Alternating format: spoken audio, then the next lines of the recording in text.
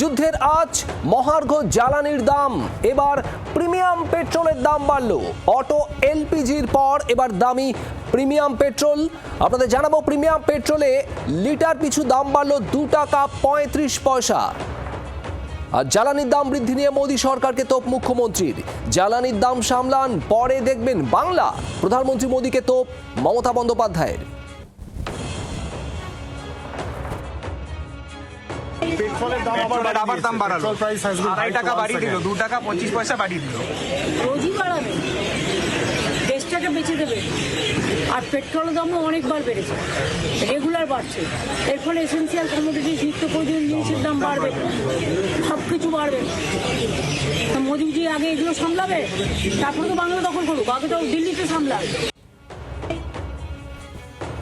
শুনছিলেন মমতা বন্দ্যোপাধ্যায়ের বক্তব্য। এরপর নিত্য প্রয়োজনীয় জিনিসপত্রের দামও বাড়ার আশঙ্কা করছেন মুখ্যমন্ত্রী মমতা বন্দ্যোপাধ্যায়।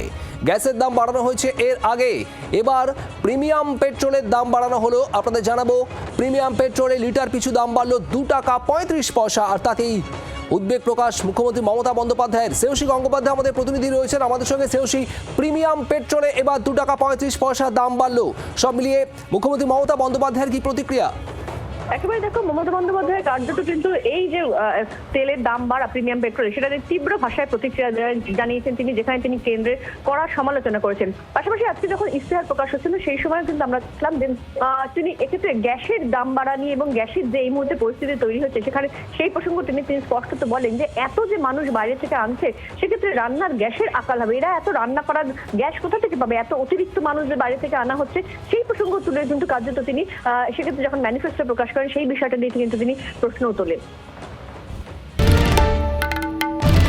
বাংলার আওয়াজ, বাঙালির আবেগ, জি 24 ঘন্টা।